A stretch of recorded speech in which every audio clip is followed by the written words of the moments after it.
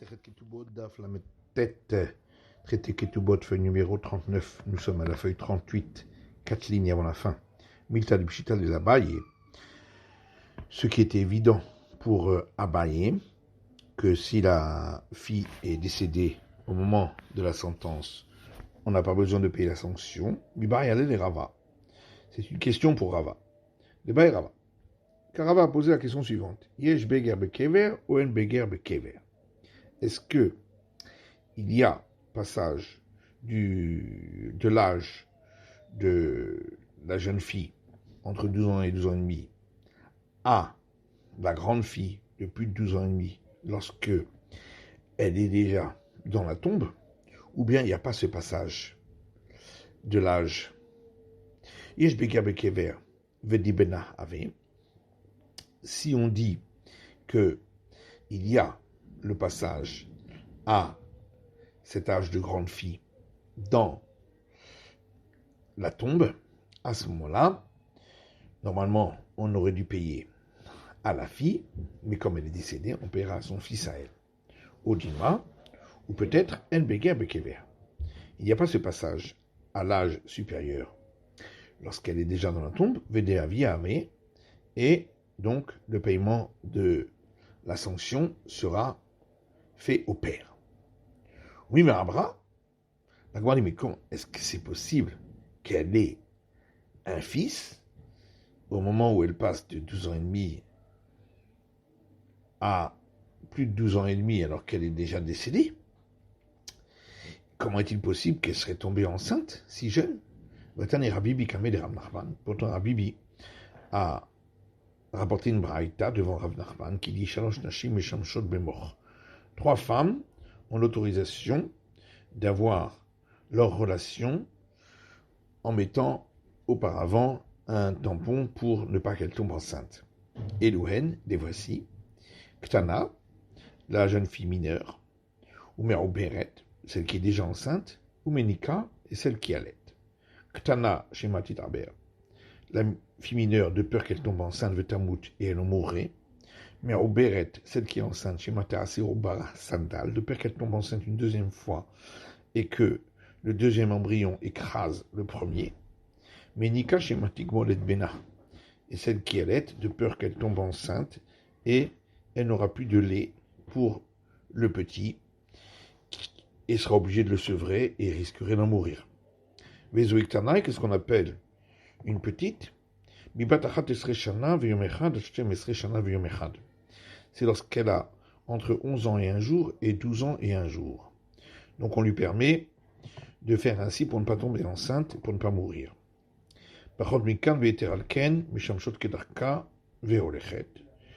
Si elle a moins que l'âge de 11 ans et 1 jour ou plus que 12 ans et 1 jour, elle peut. Parce que moins de 12 ans et 1 jour, elle ne tombera pas enceinte, et à plus de 12 ans et 1 jour, elle n'en mourra pas. Divrei Rabbi Meir, ça c'est l'avis de Rabbi Meir.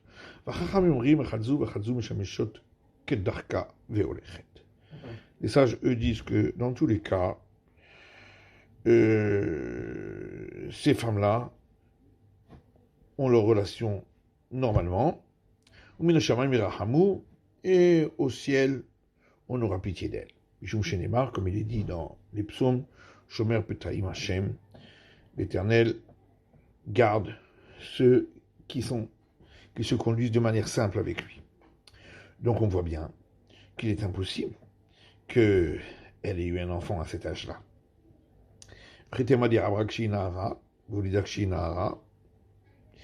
Tu vas répondre peut-être que on parle qu'elle est tombée enceinte parce qu'elle avait déjà plus de 12 ans et 1 jour, et elle a donné naissance quand elle était encore dans cette tranche d'âge, avant 12 ans et 6 mois.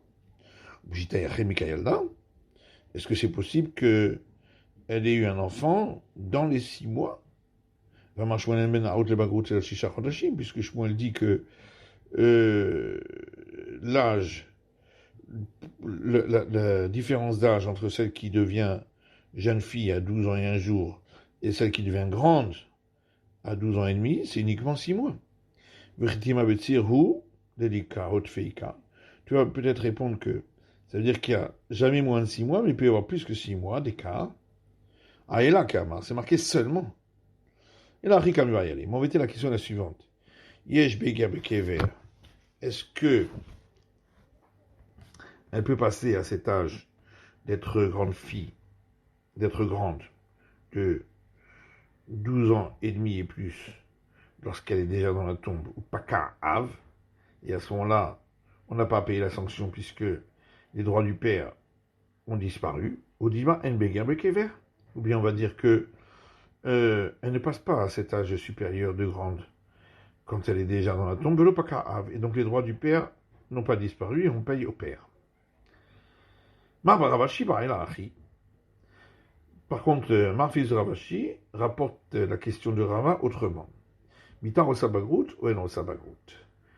Si elle est déjà morte au moment de la sentence, est-ce qu'on la considère alors comme si elle était déjà devenue grande et il n'y a plus du tout de droit pour le père et on n'a pas besoin de payer la sanction, ou pas, et on doit payer la sanction. Et donc on voit bien que Rava, il a ce doute. Rava a posé une question à Abaye. Qu'est-ce qu'il en est si il a une relation avec elle et ensuite,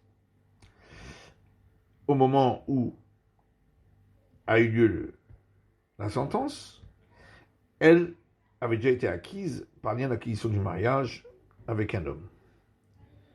Qu'est-ce qu'il en est? Il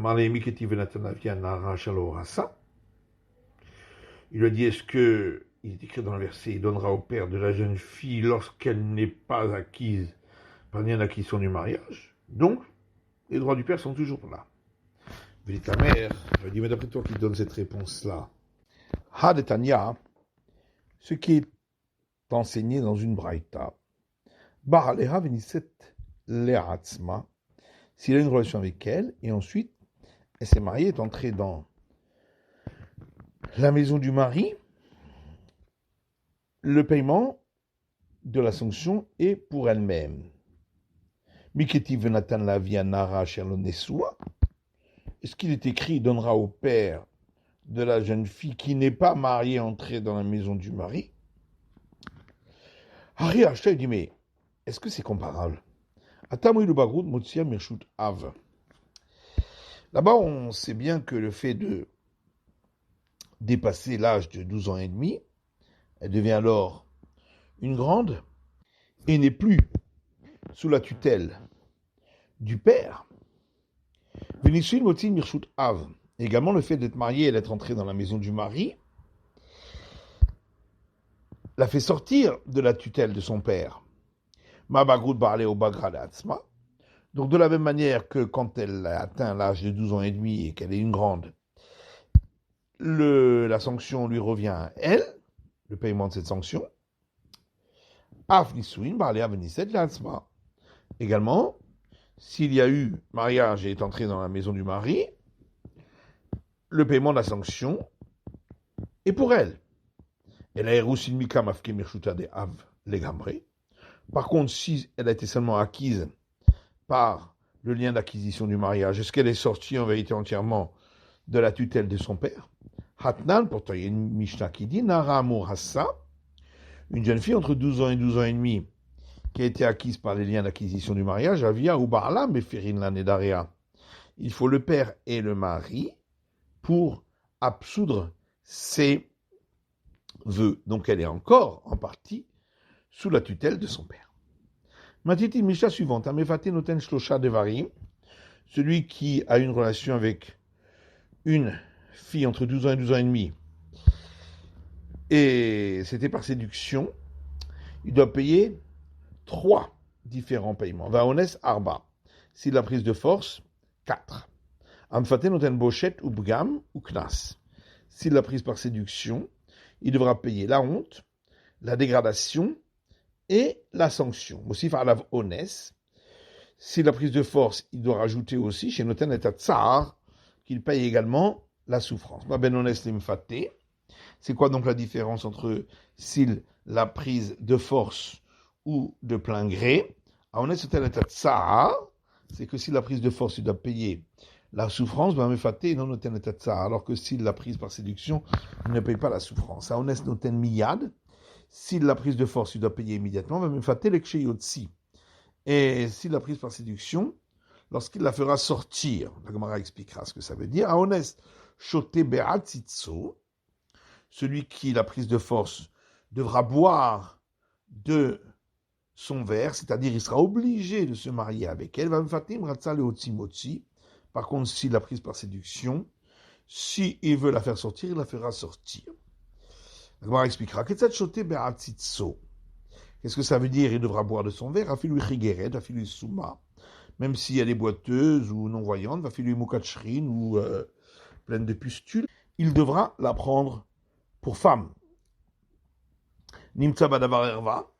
Si par contre, on a trouvé qu'elle l'a trompé, au shenaru yalavo Israël, ou qu'elle ne peut pas se marier avec un enfant d'Israël, et non rechaï le kaima, il ne peut pas la garder comme femme chez Neymar, comme il dit, et pour lui, elle sera pour femme, Isha Ruya, il faut que ce soit une femme qui lui soit permise. Gmara, Tsa'ar de Maï. Quand on a parlé de la souffrance, de quoi s'agit-il? Alors Shmuel dit, la souffrance, par le fait qu'il l'a fait tomber et l'a frappé sur le sol.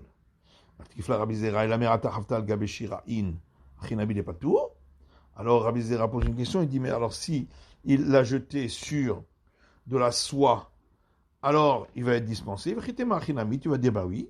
Voilà qu'il y a une braïta qui dit, Rabbi Shimon ben Yehuda, Omer Mishum Rabbi Shimon, Rabbi Shimon fils de Yehuda, dit non Rabbi Shimon, Ones et Meshalem et Tsahar, celui qui a une relation en forçant la jeune fille ne paiera pas pour la souffrance chez Sofa l'Itztahar Tahad Ba'ala, parce que de toute façon elle souffrira la même chose pour la défloration lorsqu'elle sera mariée.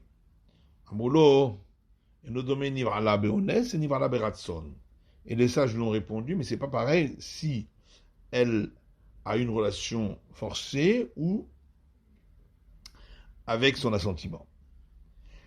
Donc on voit bien que c'est le problème de la relation et non pas le problème qu'elle aurait été frappée sur le sol. Et là, Rav Nachman Amarav Bravoua, c'est pourquoi Rav Nachman dit au nom de Rav Bravoua, Tsar shel Pisuk Haraglaim. Il s'agit de la souffrance de la relation. Ren Omer, comme il est dit, d'un verset dans Ézéchiel. Va-t-il c'est qui être Raglaich, lechol rover? Tu as écarté tes jambes pour toute personne qui passe, donc il s'agit de la relation. Et après, mais Foutanamim, alors à ce moment-là, même si c'était avec son assentiment à elle, ce serait également source de souffrance. Amar Ramnachman Rabba Baravouha, Ramnachman dit au nom de Rabba Baravouha, Machal de Mefouta de Madavardomé, à quoi ressemble le cas de la femme qui a été déflorée, mais en ayant été séduite, donc avec son assentiment, la dame Shaman Chavero Kera Shira In Sheli Veipater. Ça ressemble à un homme qui dit à un autre, déchire-moi un tissu en soie qui m'appartient et tu seras dispensé de payer. Donc ici aussi, puisqu'elle a accepté, elle l'a dispensé de payer. L'agma dit Sheli d'Avoininu. Mais ici, ce n'est pas à elle, c'est à son père. Et là, Rav Nachman Amar Rabba Bravoua, c'est pourquoi Rav Nachman dit au nom de Rabba Bravoua, Bikachot Shebahen Omrot, les femmes savantes disent, Mefuta en Natsar, que si c'était de son plein gré, il n'y a pas de souffrance pour elle. Mais on voit bien qu'il y a quand même une souffrance de la défloration. Maraba, Yabayedi Amrali M, ma mère nourricière m'a dit que Maya Hamim al Reché de Kaha, la souffrance ressemble à verser de l'eau chaude sur la tête d'une personne qui est chauve. D'un côté, c'est un peu chaud, ça lui fait un peu mal, mais il en profite quand même. Et il en tire plaisir. Ici aussi, Rava dit Amra li bat Rafrizda, la fille de Rafrizda, qui était son épouse, m'a dit Rava, qui rime des kusilta. Ça ressemble simplement à une personne qui est piquée par une aiguille. Rapapa Amar Amra li bat Abasura. Rapapa dit, la fille de Abasura, qui était donc sa femme, m'a dit Kinahama akusha behinche. C'est un peu comme celui qui mange du pain dur, qui gratte les gencives. Donc dans la Mishnah, il est dit, celui qui a une relation en la forçant il devra payer immédiatement la sanction, et pour celui qui l'a prise par séduction, c'est lorsqu'il la renverra. La Gemara dit le Kshiyotsi. Qu'est-ce que ça veut dire quand il la renverra? Ishtoi. Est-ce que c'est sa femme?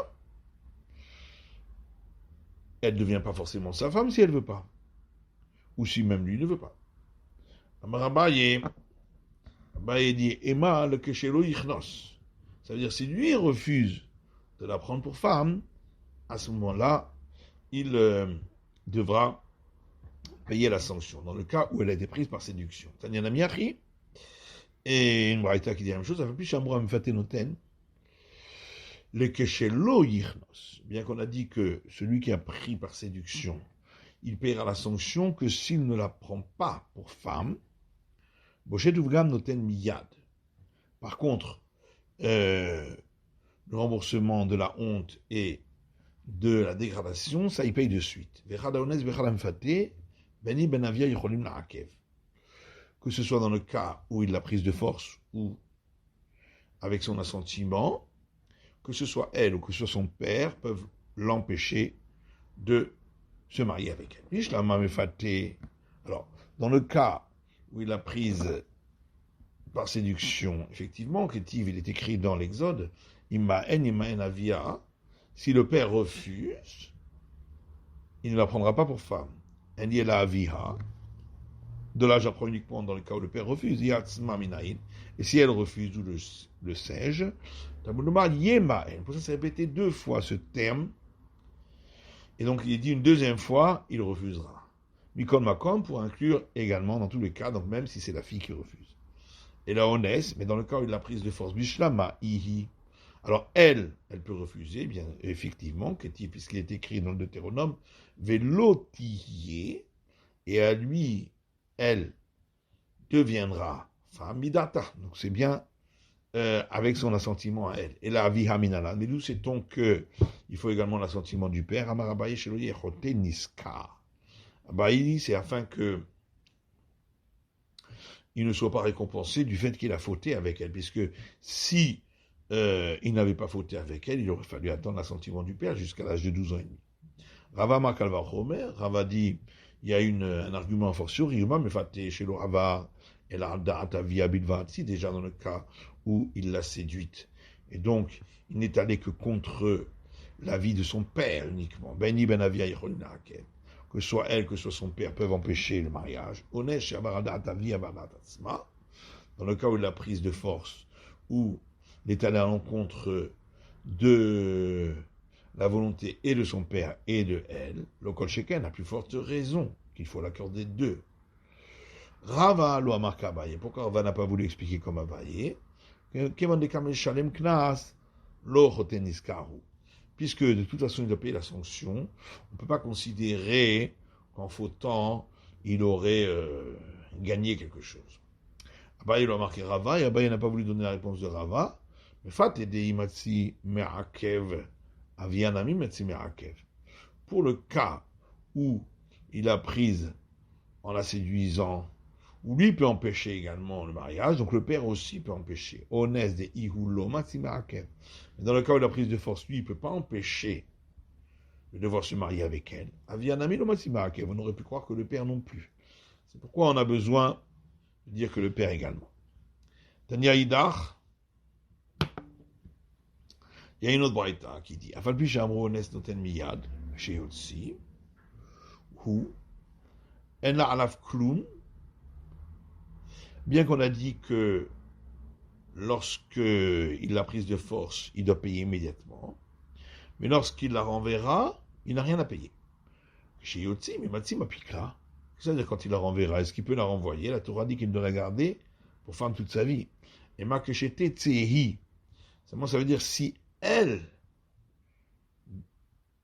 veut le quitter, elle n'a rien à payer. Comme devoir au niveau de la ketouba. Mais, s'il meurt, il y a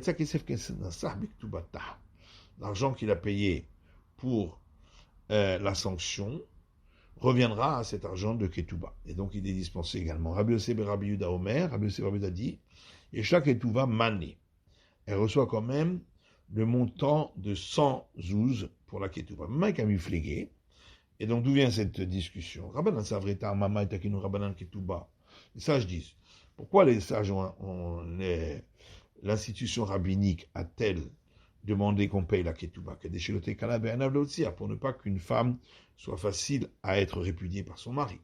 Ici, il n'y avait pas besoin, puisque de toute façon, il ne peut pas la répudier. Rabbi Yosef Rabuda Savar, Rabbi Yosef, fils de Rabuda, lui pense, ici aussi, il pourrait lui faire des tracas jusqu'à ce qu'elle dise je ne veux plus de lui. Et c'est pourquoi les sages ont quand même institué un montant de Ketouba. C'est la fin de l'étude du Daf Lamed Tête de la feuille numéro 39.